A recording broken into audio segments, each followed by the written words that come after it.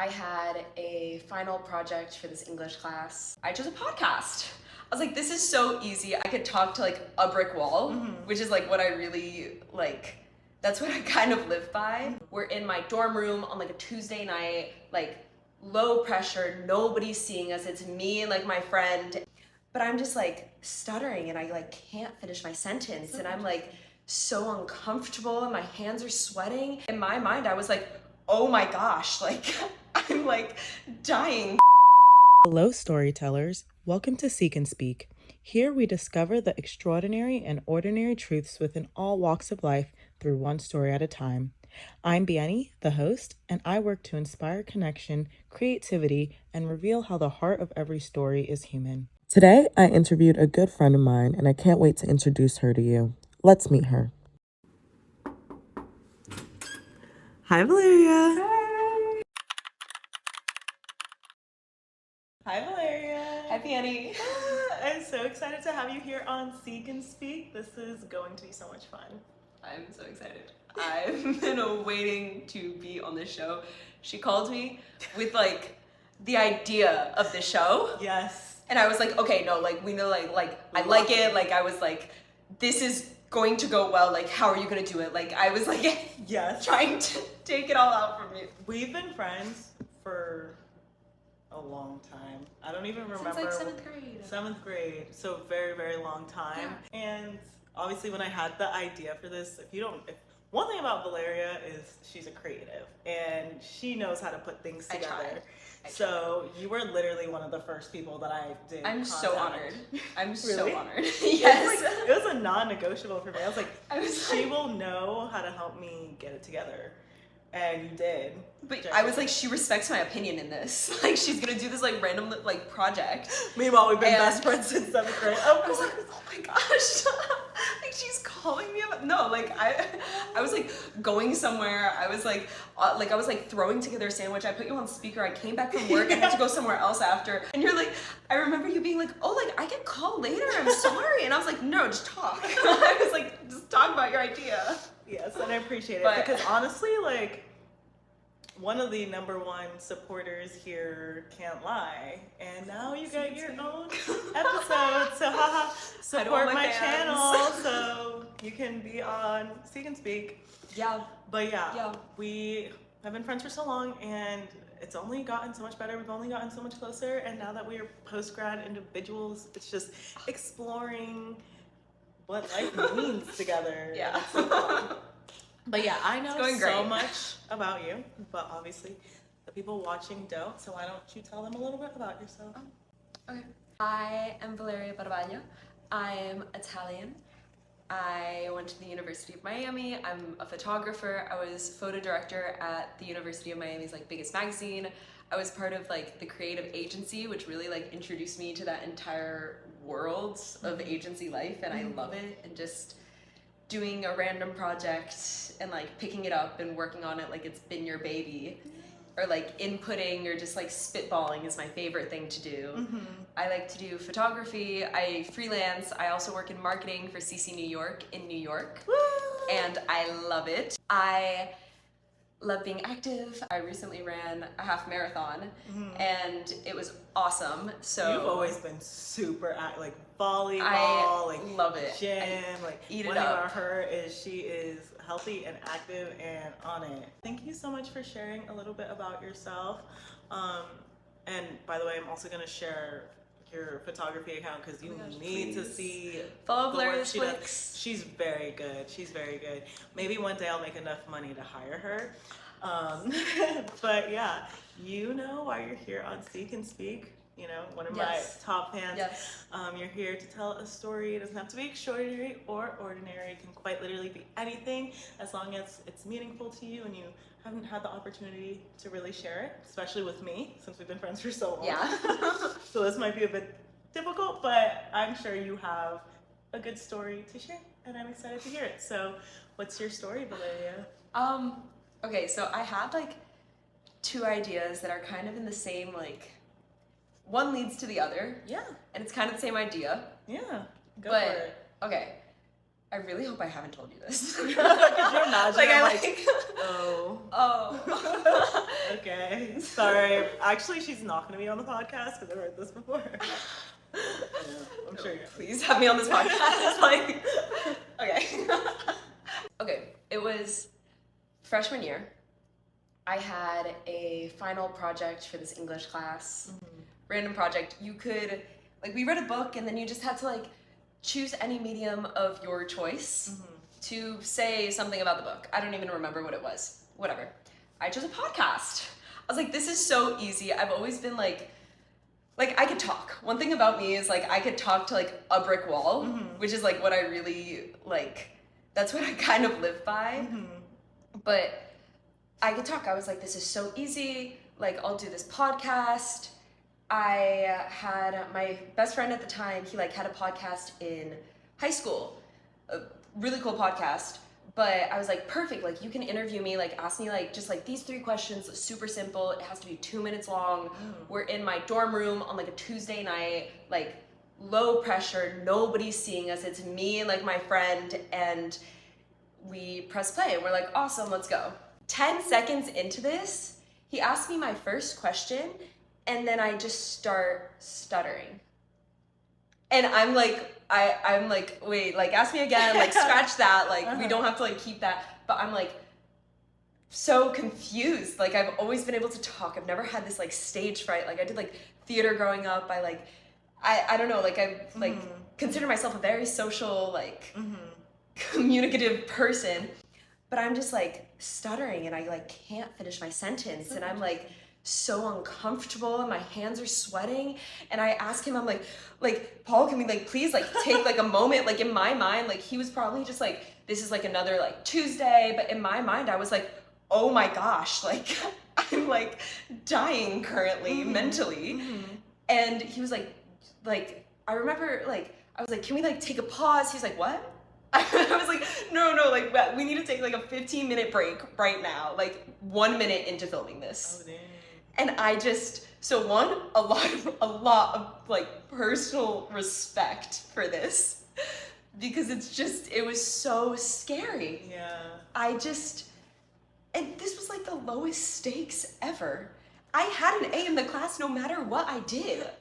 It was like, I could submit nothing. It was in my dorm, like with my like good friend, like I knew exactly what I was supposed to say. I had a script. I knew exactly what I was supposed to say. And I just couldn't. We ended up like finishing this podcast, but it was like painful and like uncomfortable and like didn't sound good. Whatever. I'm curious, like, how did you feel after? Uncomfortable, Still? unsettled. Yes. Still? Yes. it like almost lingered. Oh, wow. And I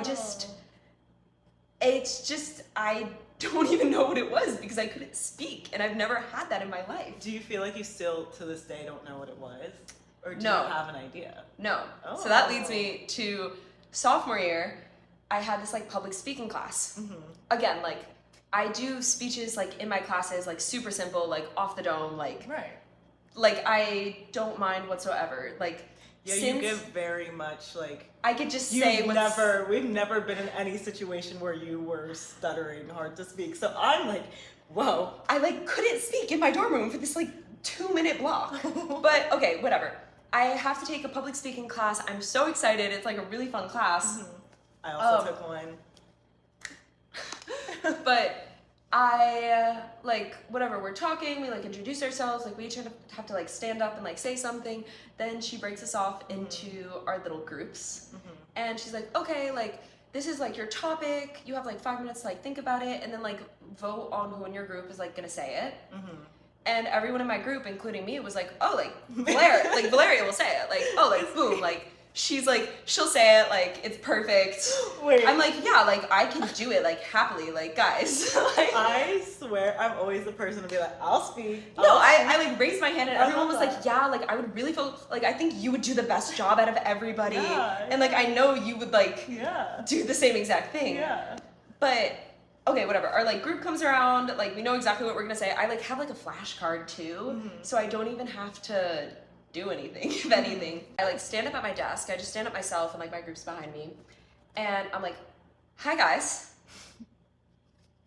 Oh my god, I freeze the second I say hi guys. I was like, hi. And I just, no words were coming out. And then like, I was painfully saying the first sentence, the very first sentence. And then I'm like, okay, I have to just get through this. Yeah. So I just start reading it. I can't even read this. I can't read it. And I just was like, I was like shaking. I sit down after like half a minute. I sit down and don't say the end of the speech or the whole speech. I don't think people knew what our speech was about. Wow. Because it was just so horrible. And I know I just said like the podcast story, but nothing has ever happened like that in my life. And I just was so shocked. Wait, so are these like, was it just like random shocks of anxiety? Like, I think. Yeah, what do you think that this was for you? There could it be was so many like, theories. I don't know. It was like public speaking. Yeah. It was doing that. I think podcasting, even though like there's no public, like it's going somewhere. Yeah. Like you know it's going somewhere. Even though you tell yourself you can do like 1,000,000 takes, like it's going somewhere. And even on the last take, you're gonna be like, why did I say it like that? Yeah. Or like you're gonna listen to your voice and just be uncomfortable. I left that class feeling so uncomfortable, feeling so anxious and bundled up the rest of the day, and I was like, oh my gosh, like I don't know this like really feeling, happened. like I'm so confused. I like didn't know how to act for so long. I come back the next presentation, I killed it. I killed it. And then the next presentation after, like I loved it. Like I practiced in front of my teddy bear and my friends, and like I like did this last final presentation on Zendaya, and it was just I love that. amazing. I knew it so well that like I could like click and like all the pictures would show up and I didn't even have to look on my board. And That's so interesting. And then I finished the presentation, and then everyone, including the teacher, was like, that was really good. That was really good. Yeah. But Wow. I just, yeah. That is so, honestly, like, I'm very intrigued by this story because I feel like, okay, obviously, it doesn't matter, like, how good you are at something or, like, how much you like doing something. There's always going to be those moments where you failed, you know, per se. But sometimes for me, and let me know if this is how it is for you too, because I might not have, like, that specific experience, but I have had moments where I'm like, whoa, what just happened? Like, why am I freaking out right now? Like, holding a sheet of paper. Why are my hands shaking? Yeah. And I think that, like,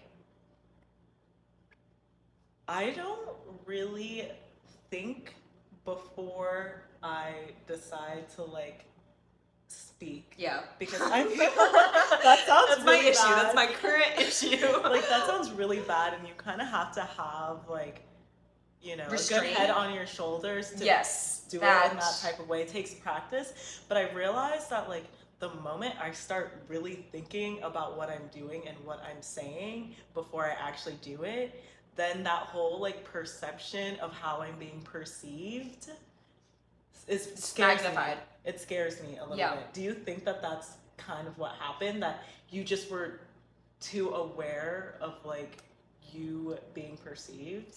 I think so. And then I just got in my head, and I remember like thinking while I was like speaking, and I like when I was in college, we would get these speakers to come into the consultancy, like to the agency, the creative agency I was a part of.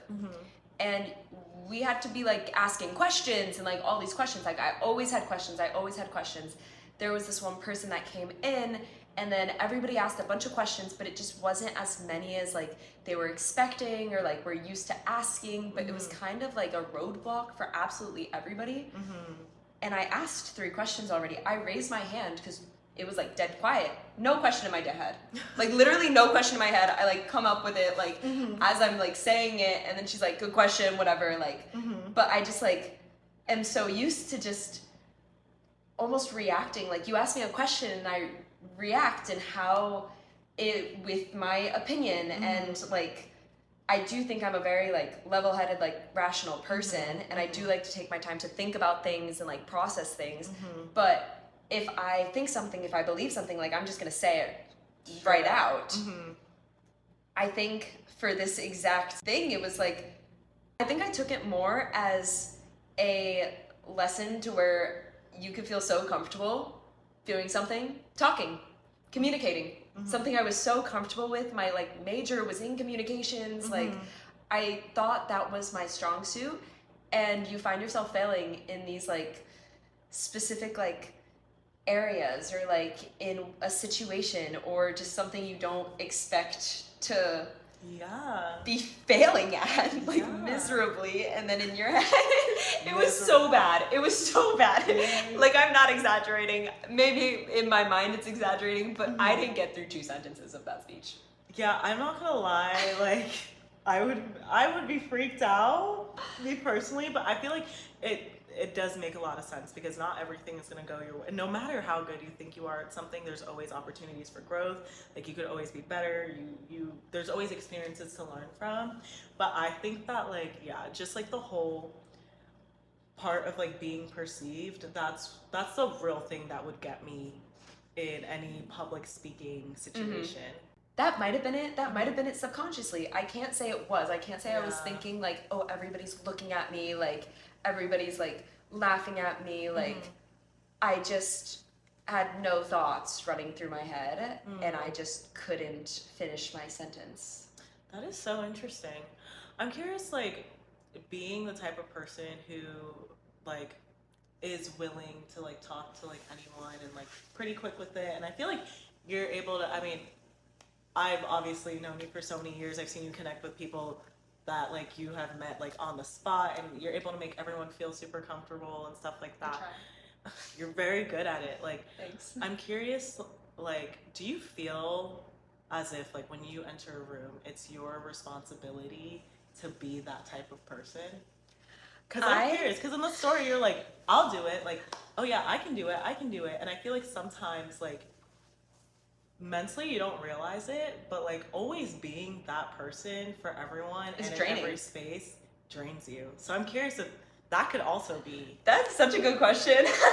That's such a good question. I think I'm actually doing a lot better at that, and I used to have this trait where I felt like I really needed to like drive the conversation and make sure everybody had fun, and like I love hosting, but like I would get stressed, and I'm like, is everybody having fun? Like, are you guys like talking to each other? Like, if I like joined 2 groups together, it would like stress the hell out of me, because I felt like I was just like talking and talking and talking and talking just to like fill the space. And I've recently realized that I don't need to do that, and it's fine. And it's fine if people like have a second to like breathe. That sounds like an exaggeration, but like I like actually like, there was one time I like introduced 2 of my really good friends, one who I'm like probably gonna be roommates with, and one who's like my best friend, and I just like was so stressed at like them meeting. I was like, they have to have a great time. Like, my like current like or like future roommate, like she's still like, she mentioned the other day too, she was just like, oh, like, do you remember that time like I like met your friend and you were just talking? Because I couldn't stop. But I really like the peace, and I think I don't stress nearly as much anymore. That's really healthy. And that's really healthy. It's so great, and I don't worry that much anymore. And it was like my trait. Like, it was like I was a stressed person. No, it's so funny because, and you know, like we're very similar personality wise. I think so.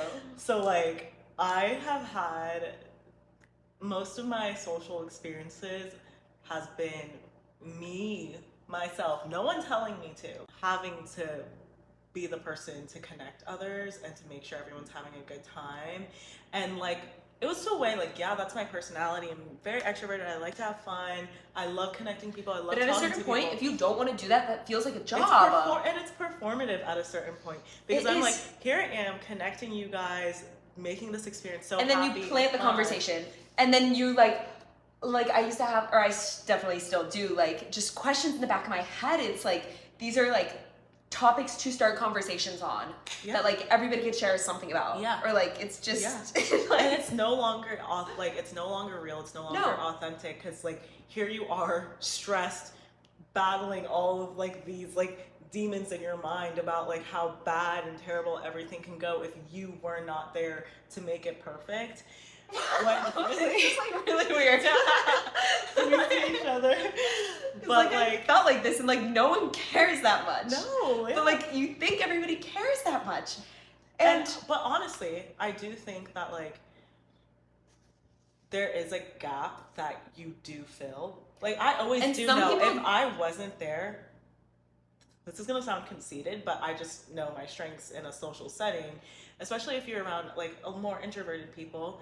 You know that if you weren't there, these people probably wouldn't have talked. They might be sitting on their phone. They might be sitting on their phone. Like it's not like crazy for you to think that way. It's just understanding like this may be like my responsibility because I'm using my strengths to put a positive impact out there, but it doesn't always have to be your responsibility. And it's understanding that if you are feeling overwhelmed or stressed or like if you're feeling the second it doesn't become fun for you and it feels more like a job and a responsibility, then that's the second when you need to step back and allow other people to pull their weight.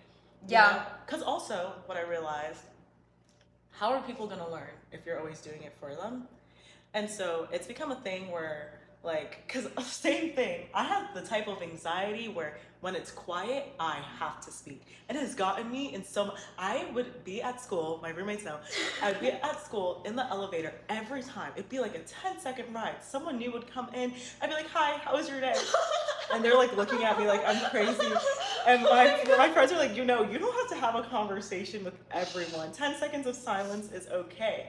But for me, I'm like, this is 10 seconds where the person who's in the room may be perceiving me in a way that I don't want to be perceived. Or maybe like I could make a difference in their day. But you don't have to do that for everyone all the time. Like 24/7, but it's also like you can make this conversation and you can make this small talk to like fill this space so that, I don't know, I think like other people are gonna think it's awkward. Yeah. Other people are gonna think like, oh, like I'm not a good hostess. Other people are gonna think I have poor social skills. Other people that don't put any energy into any conversation. Like sometimes like not everybody has to be that social like person. Like that's fine. Like people like you should meet people where they are. Exactly. Is what I'm like learning. It's like you can't like force anyone to be like as talkative as you, as like social as you. Like if they're in a group setting and they don't want to be talking, that's on them. That's on them, and it's like, yeah, not your responsibility to try to like change them. I'm curious because so you said that it's much better now, and it's something that I'm working on as well. But I realized that like my desire to fill up the noise and always like be the loudest in the room and have a presence in the room and make sure that I'm like connecting people in the room comes from a very, and we're getting deep here, Valeria. It comes from a very on the internet. Yeah, don't get nervous now. It comes from a very deep people-pleasing attitude where I just was like a very good kid and I wanted to always be that perfect, good kid in everyone's eyes. I'm curious, do you also feel like you had a people-pleasing attitude and that might have like led to why you were so, Yeah, like almost controlling or trying to control the situations. That is so real. So honestly I think it's a great BetterHelp is amazing. I'm super proud of like that decision for me to like use that. I think everybody could benefit, like whatever. My therapist was like, you don't have to be the savior. And like not as in like I thought of myself as a savior, but like you think of yourself in that way. It's like pretty much like not trying to sound conceited, like it wasn't like I did not want to admit that, like I didn't want to like, but it's almost like a controlling the situation type of and you can't help it. And then you think like these like people don't need saving. No. People don't need saving from a conversation. And that's a people pleasing, thinking that you have to be the savior is also making sure that like everyone in their like everyone can connect with you in their eyes and that you can touch everyone and positively impact everyone's life. Yeah.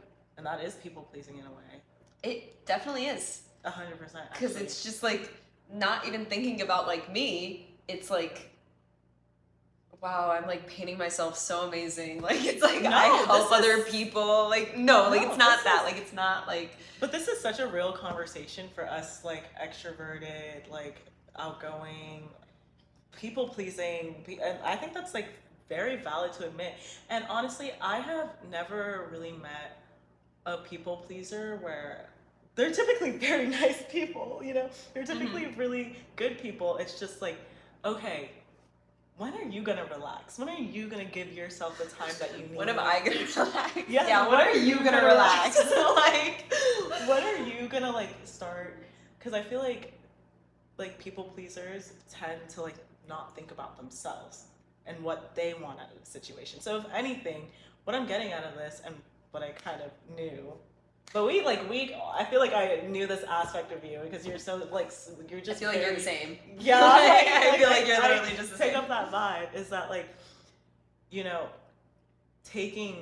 it's important to take that time for yourself and to be a little selfish. And to like, I realized that once I started like having my core values and like understanding that like it's okay that I sometimes want to do things for me, and like instead of always doing things for other people and like putting this perception that would please other people instead of myself. And that's like slowly been changing my life. And no way am I saying that I'm not a people pleaser right now, because I definitely am. But I think it's important to be sometimes. There's a balance. Sometimes. I think that is completely true. I think a lot of my personal growth recently has been just to disassociate stress and like the severity of social settings and situations and like all of those things in work and life, because it's not that serious. So just like de-stressing everything rather than just like shifting the focus. But I think I'm doing a really good job at just like just once you realize like it's not that serious, like the silence is okay. Yeah. The silence is okay. Like I felt like I was scared of the silence, or I was scared of the judgment, or I was scared of all of that. But like people don't have to have an immediate reaction to like everything you do. People don't have to be like, wow, your public speech was so moving. Like they don't have to. Like people aren't gonna like get like, it's not gonna hit home for everybody. I'm reading a book right now. It's called The Courage to Be Disliked, and the guy has like very interesting like perspectives on everything, but pretty much, and he has many different perspectives on everything, and just the way you view life. But like, you make your life stressful. Yeah. Like it's all about that. He doesn't believe in like cause and effect. He doesn't believe like trauma. Like he doesn't back it. It's very interesting. I do believe in trauma, but it's like if today you decided you want to be this person, or like a happier version, or a more energized version, or like whoever you want to become, like you could literally do that today. And things that stress you are because you let them stress you. There is I do believe in that. And I think a lot of like, first of all, that's great advice. I'm so happy that you shared that on the podcast, because I feel like this is like different from like what I've heard thus far. But there is a certain extent, and we're very optimistic people, to where what's in your control you can make positive. Obviously people have things in their life that they can't control, blah blah. But you perceive your perspective. But like you yourself have control over what you can do and how you can think and how you can take whatever and learn from everything and turn it into a positive situation. Like literally anything could be reframed. Like anything. So like I think that like this whole perception thing, people are so scared of being seen and not being seen, not only being seen, but not being seen for authentically. Yeah. Right? And so in that way, it just like increases stress so much more, because you spend every day so uncomfortable with who you really are, to the point where it's like you turn towards like other things such as people pleasing in order to just get yourself by. You know what I mean? And so like this whole thing has really just taught me about like there is a line. I mean, I don't know if that's the consensus, if you were just like always like doing like being the person who can public speak and always like being so like extroverted and stuff to a point that it like sometimes your body, sometimes your mind is just like relax and you just shut down and you're like, wait, hold up, because you are finally like catching up to like what you have ignored so much within yourself. But I don't know if that was a comment or question that I was gonna have, but like, yeah, like sometimes I get confused. You just talk and you just react. Yeah. And you just say whatever's on your mind, and then it might not end in like a pretty bow, but it's just like exactly what you wanted to say, and maybe ended up being longer than you wanted it to say. And then it's What I am taking away from this conversation is to definitely take a look at myself. Because if we're being fully authentic online, I've been, burnt out. And I feel like a lot of it is because like I am trying to make sure, especially socially, that everyone is happy. And you can't do that. You can't do that.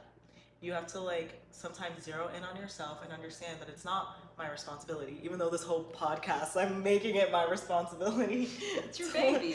It's my baby, but it's like nothing's that serious. Yeah, and that you should just enjoy life instead of turning something that should be so fun into something that's so stressful. And like, if you're 10 minutes late, if you like don't do something perfectly, if you like, if you don't do something perfectly, if your hair is not like done, like it's just doesn't matter. No, it doesn't. It doesn't matter, especially to the people who genuinely care.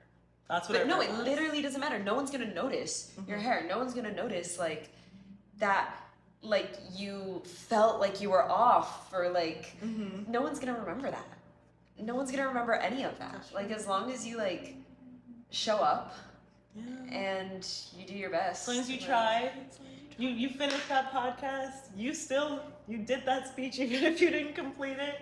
Not done. It was really bad. It was like really bad. But like look at where it's led you now, and a consistent theme in every episode has just like been like therapy, or just like growth. Like no, seriously, like I think that like it's just such like these bad instances. Not saying it's terrible, but like these instances where it's not what you expected. Like there's just so much growth that can come from it, and thank gosh you had that experience, because now you can look back and be like, maybe that was enough. Maybe I needed to relax. I'm just gonna end up there. Gosh, look at this lights. Is there anything you want to add before I end the podcast? Everyone should follow Biyeni and Seek and Speak and Valeria's Flicks. Yes. This has been so fun. Thanks for having me. Yes, guys. Thank you, Valeria. I want to be in this light. I'm so happy to have had you on this episode. I think that everything that you shared with me today, I related a lot to it, and I think that it's so insightful, and that you're just like such an incredible person, and we connected on a different level. We have actually never talked about, in all of our years, we've never talked about anything like this, which is actually insane. Yeah. Isn't that crazy?